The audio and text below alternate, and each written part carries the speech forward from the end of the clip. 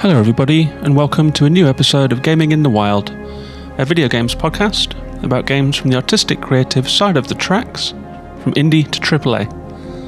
My name's John, I'm your host, and this week in Reykjavik, I have no idea what's going on at all. I'm not there. I'm over in the UK, I'm on holidays, I am visiting a few friends in London, and my good friend Kieran Daly, who you will know as a sometime guest host on this show, if you've listened to some of those Games of the Year episodes, or if you enjoyed the Elden Ring episode that we did earlier this year. I'm staying with Kieran over in the sunny beach town of Margate on London's east coast. It's absolutely baking hot. We've got beautiful sea breezes, we've got white sand beaches, we've got white chalk cliffs. We've been playing a few games on Kieran's Xbox Series X projected onto the wall of his living room. We've been going out and eating a lot of food, taking a lot of coastal walks. He's been doing a bit of work and I've been doing a bit of relaxing, reading my book, having a great time being away from Iceland, somewhere that feels like it's actually summer. I did, however, pack my mic and my laptop, planning to do a little podcast while I'm away. If it sounds different today, it's because I'm recording in a different room, a little more echoey than my usual Nordic flat with those wooden walls. This is a bit more of a bouncy sound room, so I hope it sounds okay for you. I'm going to try and do my best to make it sound good.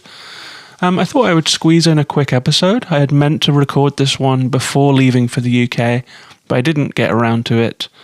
It's going to be a short one. It's about a game that has come to Xbox recently, come to Game Pass rather, as well as several other formats.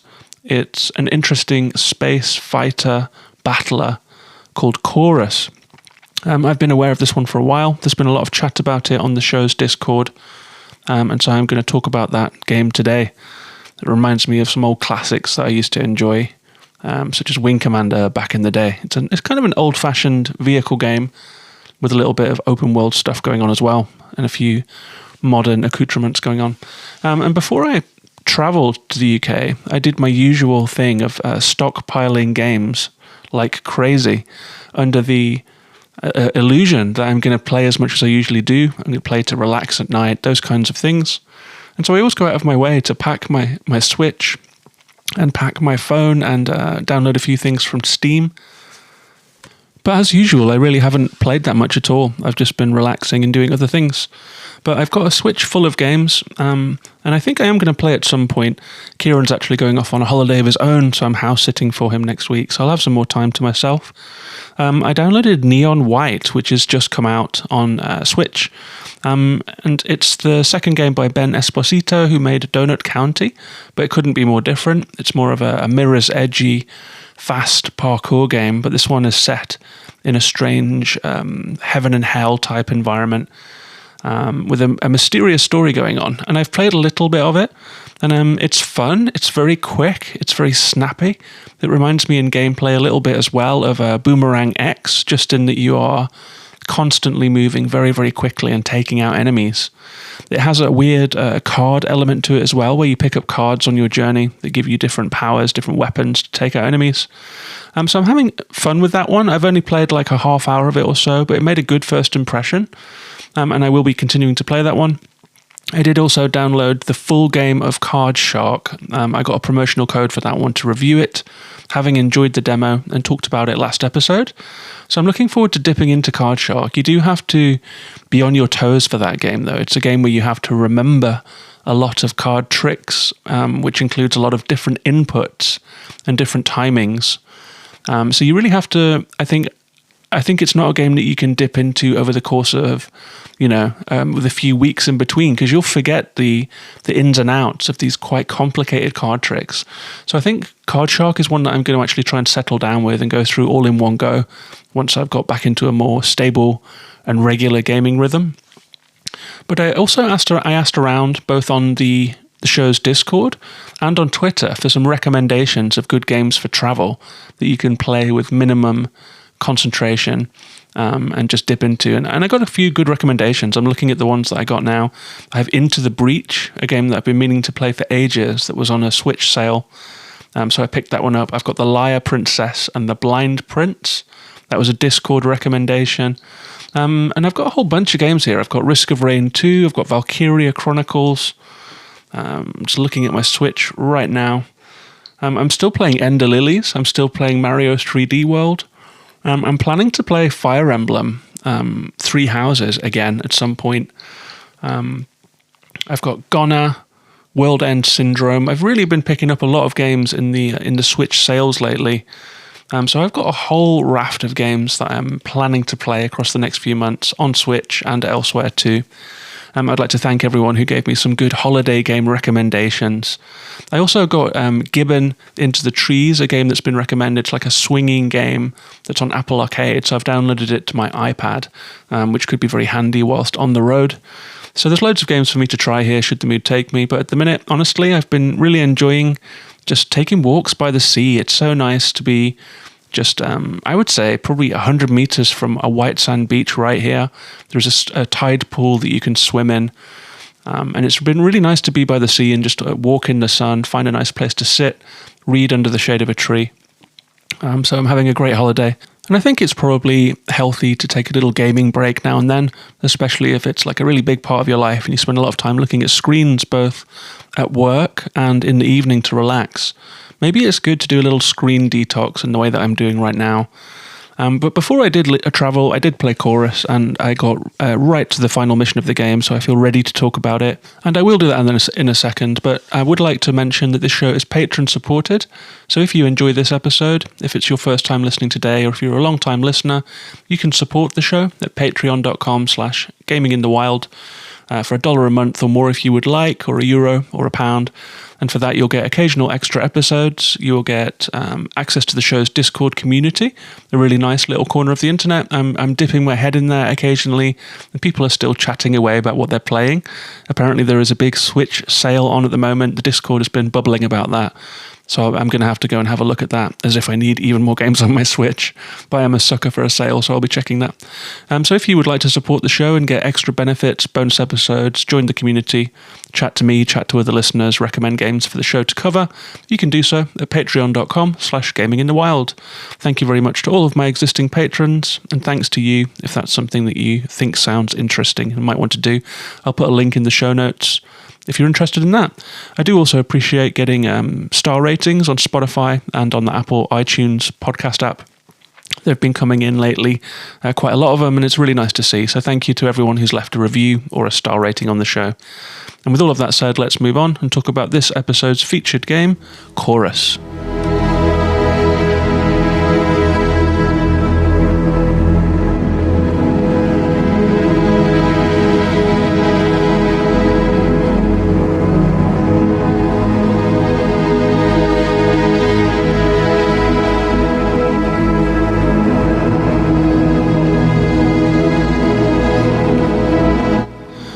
So Chorus is a 2022 game by Fish Labs and Deep Silver. It came out on the Xbox on Game Pass. It's on PlayStation, Windows, Stadia, Amazon Luna. Anything that you can think of to play it on is pretty much there.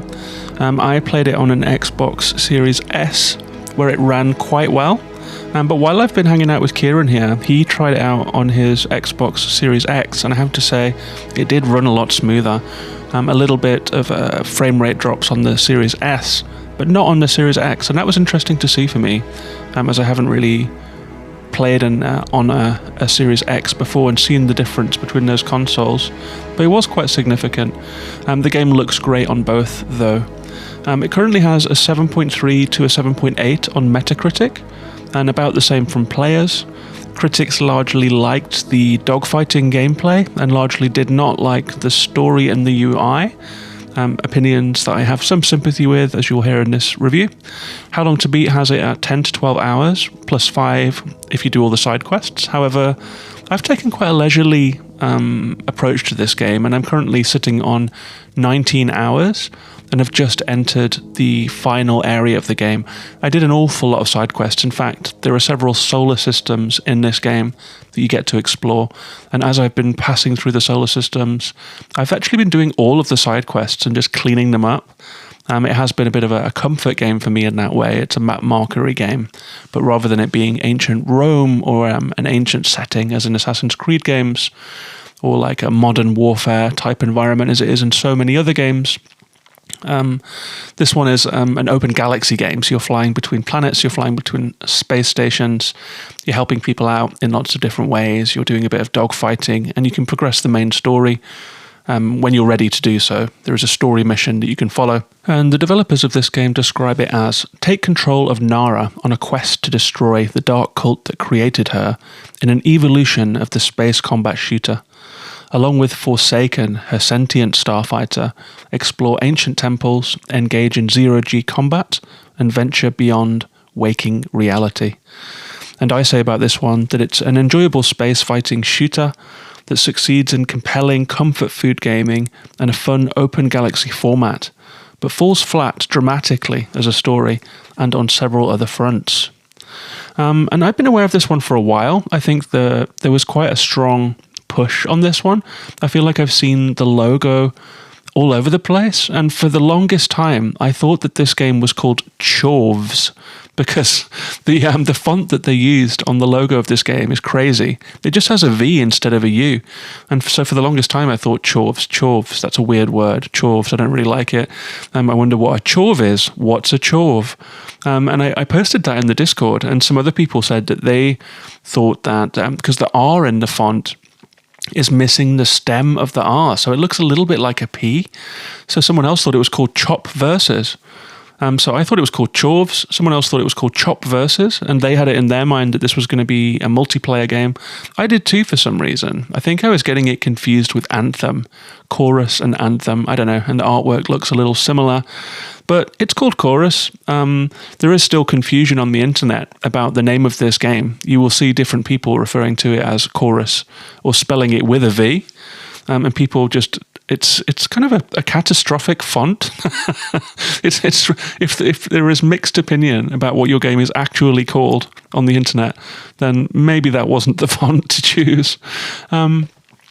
But the game has been compared, I mean, I would compare it pretty favorably with games like Starlink and The Falconeer, if you've played either of those games. They're both, fairly well-known games. Starlink is an Ubisoft take on Star Fox No Man's Sky sort of formula, and it's a pure vehicle game. You never get out of the fighter, you never get out of your vehicle in Starlink. You fly between planets. It's a really good game. If you ever see it on sale, I really recommend it. And the Falconeer is similar. It's more story-led, but it's on an ocean planet, and you ride a falcon between different points to carry out story missions. I would say that Chorus is better than the Falconeer. It's more slick. It's more fun to play. I would say that Starlink is perhaps a little better than Chorus, though. If not visually, then certainly in terms of the gameplay design and the story. It's, Starlink is it's not exactly Shakespeare. It's orcs in space, whatever, space fights, trying to save a galaxy from the big bad. But it clipped along. It didn't take itself too seriously. Chorus has a story that takes itself incredibly seriously whilst having a very familiar plot line, shall we say, and some questionable voice acting and writing. So I say it sits in between Starlink and the Falconeer, but if you are a fan of those games, then you will like this game. It has a lot of the same hallmarks that you'll find in those. So what is this game? You play looking at the back of your ship. So it's a third-person game. You always see your ship. You can't play in first person or go into the cockpit. You can't ever get out of your ship. So it's a vehicular game. It's a vehicular game. You are flying. You are fighting. You are doing side quests. Your pilot does get out in cutscenes only. So you will see Nara, the character that you're playing as. You'll see her face quite often, you'll hear her whispering quite often, and you'll hear voice acting as she talks to other people over the intercom, nearby ships, nearby bases, that kind of thing. But you only ever see Nara get out of the ship during cutscenes, which is a little bit jarring, because if it's a character-led game, then perhaps it would be nice to feel more connected to your character than just seeing them in cutscenes. It's almost like she's a stranger who sort of appears in the game from time to time. You kind of forget you're playing as Nara a little bit, or I did. So I feel that there is some schism here between the gameplay and the story. It does have a strong story strand to it. You are definitely playing along Nara's journey There are small choices that you can make along the way, but I feel that it's more of a nod to different outcomes and to player agency than a real attempt to supply that agency, if you know what I mean. You'll get little variations of story. Like maybe you've got an extra ally who shows up later if you do them a good turn earlier, but it's pretty minor. So you're doing flight traversal, you're flying between space stations, you're flying between outposts, mining outposts, research outposts, different cities. It's an interesting galaxy. There's a lot going on. There are different factions. There's a pirate faction. There are different political factions. And there is a cult.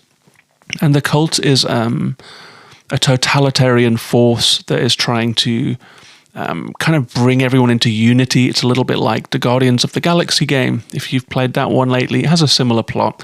I guess we see it a lot. It's a little bit like the Empire in Star Wars. It's a totalitarian regime, but it's also, in this case, a little bit mystical. So they tried to bring everyone into chorus, and that's the name of the game, obviously. So bringing people into chorus means making them think the same way. There is some cult-like stuff. So they're trying to win people over, make them join the cult. They don't stand people that will refuse and will kill them and will wipe out whole cities if they refuse to join the cult. And Nara was basically the trigger person for this cult, and she has a dark history. She's done some dark things, but when we meet Nara, she has broken away from the cult, and she has put her psychic vessel. She kind of has a vessel called Forsaken, her fighter. She's parked it somewhere in an asteroid field, and she's flying around in a little junker, and she's just trying to start a new life, make a new life for herself. She's broken away from the cult, and she's odd jobbing. She's escorting freighters that need protection from pirates and that sort of thing. So your first few missions, as you're eased into the controls, they're pretty simple. They're like A to B escort missions, maybe a little bit of combat, a little bit of exploring. There is a cool sequence at the start where you fly on a scavenging mission through the halls of a desolate space station, and it's very atmospheric. I got a good first impression of this game. The controls are very arcadey. It's not a reversed control scheme, so if you push up, your spaceship goes up. You can dodge from side to side, just like a little shimmy move. You can spin side to side to avoid, and of course you can shoot and select different weapons. The controls feel really good to me. It feels very, very arcadey and cool and easy to get. It's not like a flight sim by any means at all. So when I first started playing and exploring the interiors of this huge abandoned vessel and getting out into this asteroid field with brilliant light effects, and asteroids, huge asteroids tumbling through the zero gravity and flying between them. I really liked it. I had a good first impression of this game. It plays well, it's snappy to control, and it's very accessible and easy, and it looks great. It's very compelling to look at. You'll be flying between ringed planets, moons in the background, space stretching out all around you with a star field that looks absolutely beautiful, like a perfect night sky. And the game really does look spectacular, and it adds a lot to the atmosphere and gives a solid sense of wonder that I really enjoyed when I first started playing.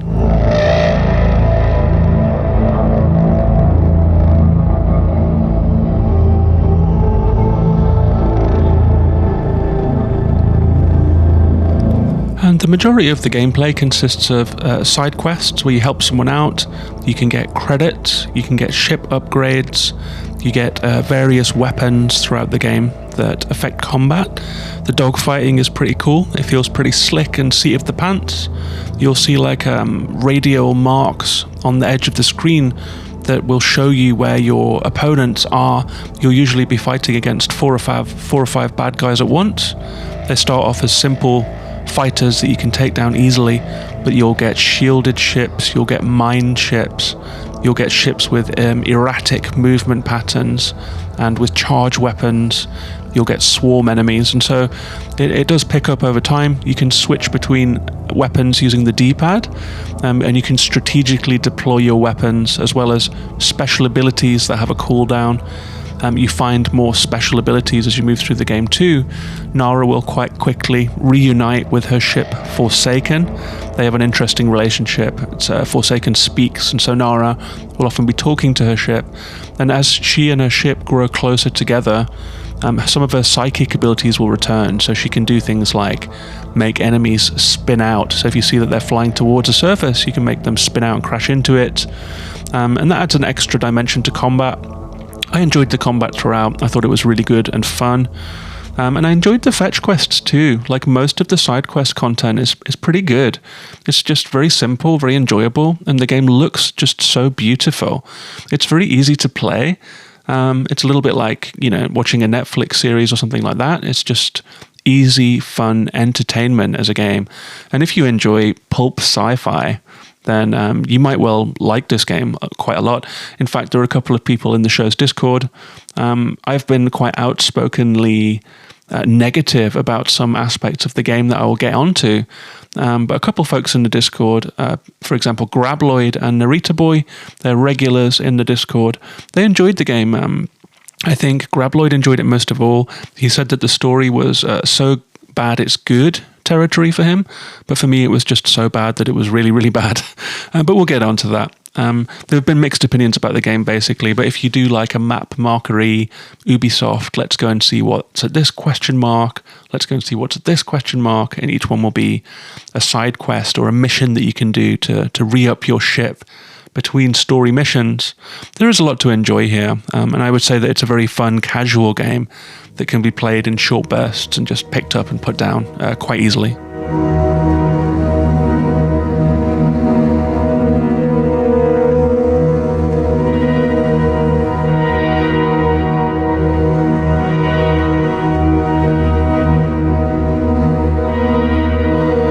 There are various things that you can upgrade as well. You can upgrade the hull of your ship. You also have shields that are on a cooldown. If you lose your shields, then you'll take physical damage to your ship. And so it's in your best interest to be a little strategic in combat. If your shields are down, maybe you peel away from enemies, wait until your shields are back, and then go in for another run. So there's a little bit of strategy to the combat. You can also power up your abilities. You can power up different weapons. You have a couple of different slots on your ship. And one of the rewards that you get for side quests, as well as credits to spend on upgrades, is you'll sometimes get special upgrades. They come in a few different power levels from 1 through 4. And so you can choose what aspect of your ship that you like using the most. If you like using missiles, if you like using the Gatling gun or the laser, you can pick the short range or high power weapon of your choice. I mostly use the Gatling gun. It doesn't take down a lot of damage, but it spits out a huge amount of bullets, and so it's a little bit, I guess, a cheesy choice, but it worked well for me throughout the game. I also upgraded my shields a lot and used a lot of defensive upgrades so that my ship was just a little bit more powerful. So the good things in this game are the graphics. It looks absolutely beautiful. It's very atmospheric. The lighting effects are wonderful. You really do get a lovely feeling as you're flying around this galaxy. There are space roads between different installations. For example, between a scientific organization and a mine, something like that is supplying them with materials, you'll see like it looks a little bit like a tram rail that goes between them, and there are speed gates along the way. So you can fly through those speed gates to really zip around the galaxy quickly. There are a few different speeds that your ship has. There is a very, very, very slow speed where you just push the stick. That's best used for exploring interiors. There is a slightly faster mode. It's like combat speed. Then there's a warp speed that allows you to get around the system that you're in quite quickly. So you do feel pretty mobile, and you do feel pretty agile in this game.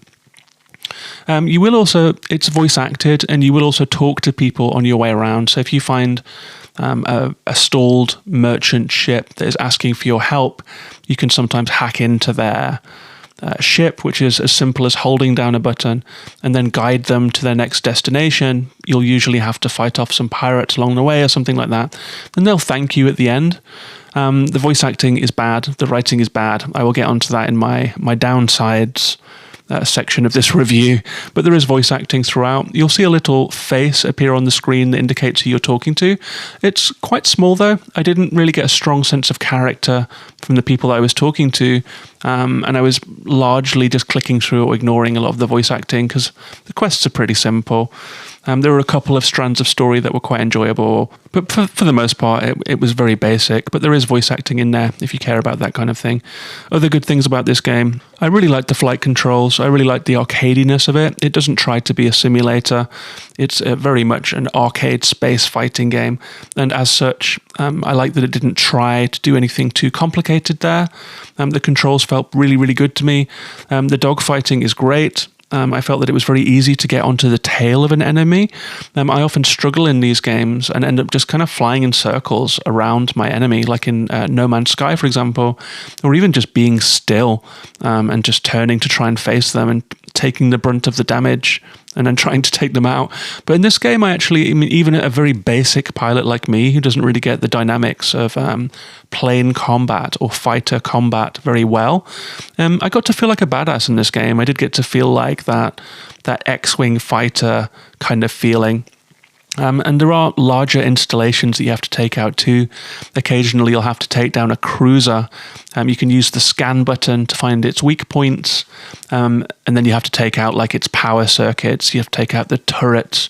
And eventually the shields will drop. You get in and you take out the core and then escape before the whole thing blows up.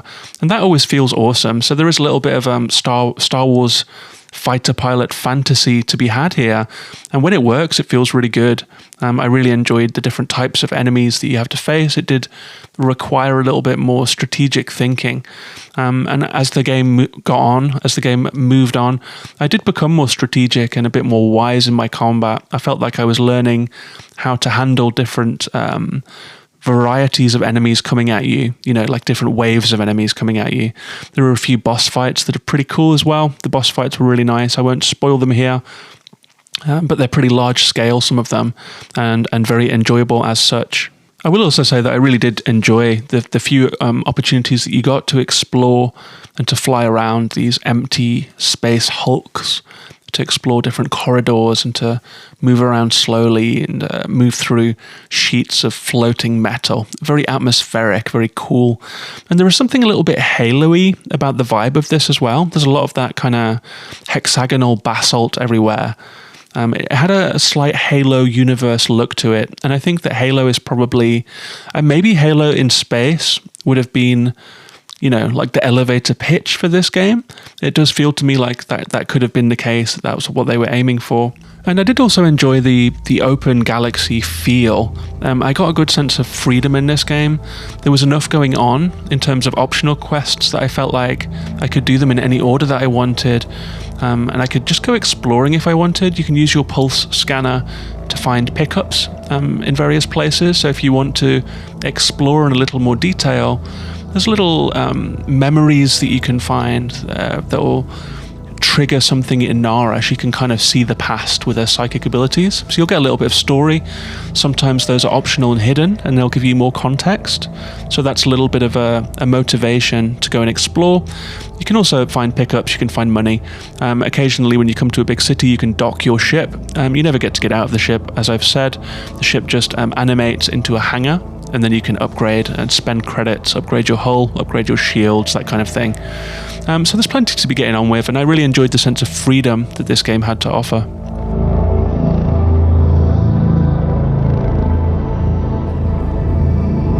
But there were some serious downsides to this game as well, and it might get a little brutal here. I don't particularly like doing that, but I do know that some listeners like it when I go in on a game a little bit, and I will with this one. The side missions were a touch repetitive. I didn't really care about the stories of most of them, and that's largely because the voice acting in this game is maybe the worst I've ever heard. There were points in the game where I was trying to track down a rogue general, and I finally came into radio contact with him, and he had just a silly voice. He sounded like David Beckham or something. Just like, yeah, well, you found me, have you? And I was just like, oh my God, is that the best they could do? Lots of British accents. I felt like I was playing through an episode of Coronation Street more than Star Trek. There was just something very mundane and pedestrian about all of the voice acting. No one sounded committed to the role that they were in, not even Nara. And that's really unfortunate. It lets the game down hugely, that you just don't care about the people that you're talking with. Even Nara's close friends, you never get a real sense of their character. There's no commitment in the voice acting. The script is just absolutely torridly bad. I burst out laughing almost constantly, when people were speaking, because it's just nonsense. It's a space mumbo jumbo with a kind of a pseudo spiritual element to it.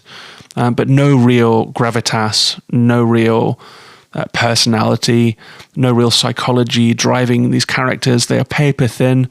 The story is, you could sketch it down on the back of a napkin in 10 minutes. It's so simple, escape from a cult, then go back and try and destroy the cult, try and save the galaxy.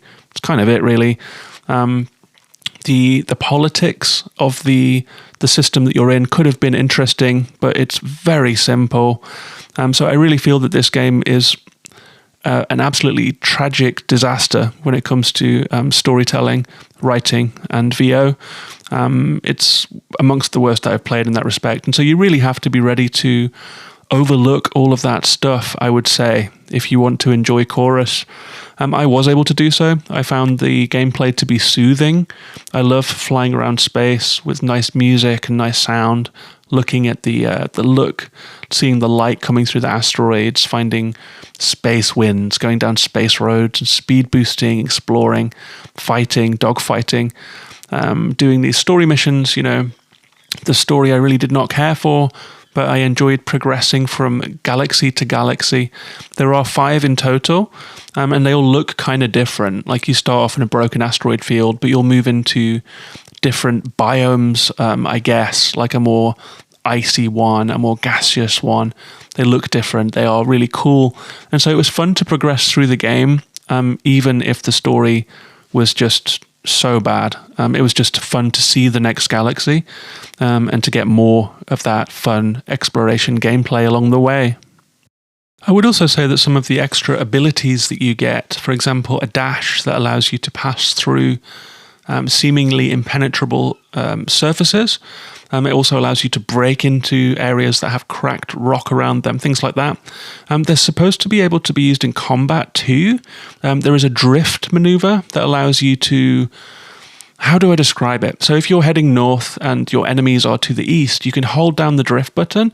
You can turn to face the enemies while continuing on the exact trajectory that you're on.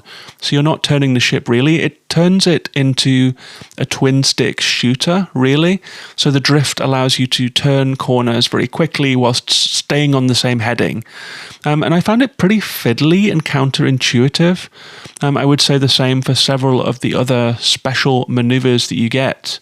There are puzzles where you have to speedily maneuver between different points in order to solve a puzzle, like little time trials, or you have to destroy like a series of 5 batteries that are all around corners, and they kind of require you to use the drift, but I found the drift to be counterintuitive and not entirely reliable. I never quite got my head around it.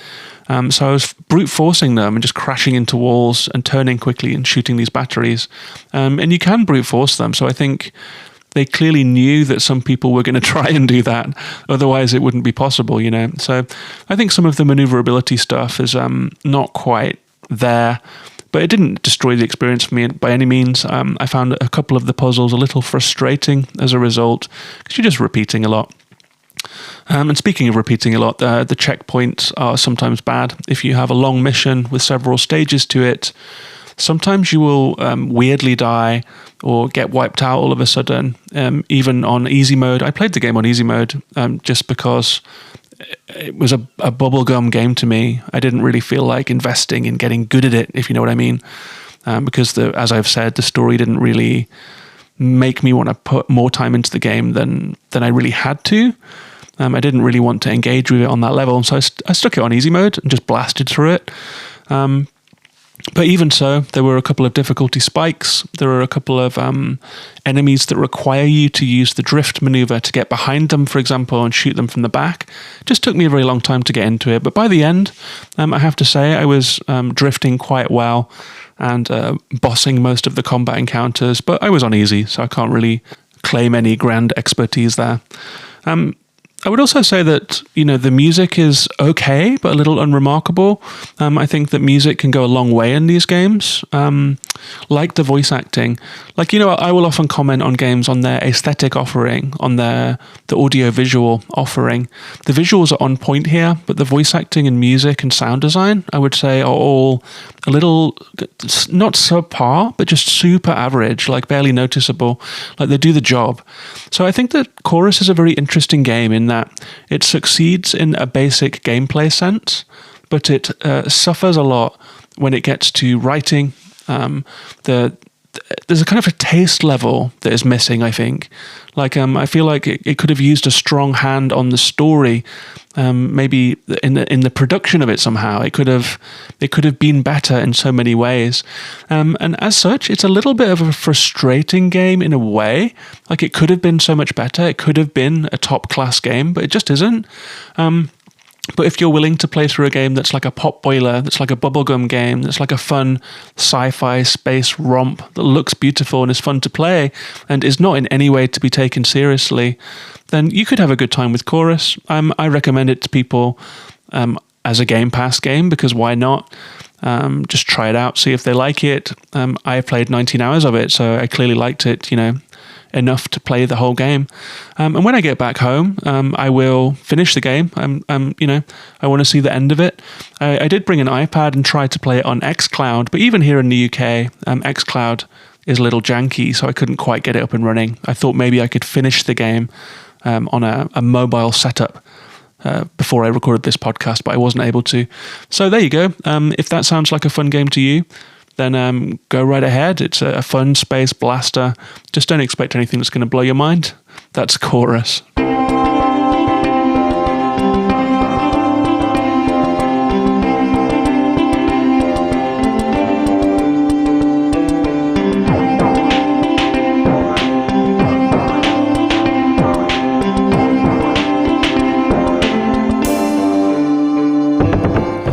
So I hope you enjoyed that review of Chorus. Got a bit brutal at the end there. I know that some listeners do like that though, so I hope you enjoyed the show. If you have got opinions of Chorus of your own, I would love to hear them. I would love to talk to other people that have played this game and find out what they thought of it too. I'm really super curious about what people made of this game, what they made of the voice acting, the story, the things that I didn't like. I'm curious if anyone out there actually did rate and enjoy that side of the game. It was quite funny reading some of the Metacritic reviews, because sometimes people do like to go in on a game, and it can make for quite funny reading, and people did go in a little bit on Chorus. So it was quite interesting to just scan down the Metacritic reviews and see what people had pulled out to talk about. But that was Chorus. I'll be back next week with another episode. I'm not sure what it will be about yet. Maybe Card Shark, maybe Neon White, maybe something else completely. You can come and find me in the meantime on social media. I'm at Gaming in the Wild on Twitter, Instagram, YouTube, Facebook and Twitch. I do stream occasionally, I post videos occasionally. Twitter is the main place to find me. Come and chat to me there about Chorus or anything else that you would like to.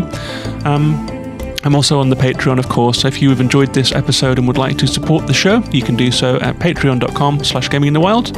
And I do appreciate those star ratings on Spotify and Apple also. With all of that said, I'm going back to my holidays now. I'm going to go and read my book, maybe by the beach. Looks like there's a beautiful sunset outside. Hope you enjoyed the show. I'll be back next week. Take care of yourselves and each other, and bye-bye for now.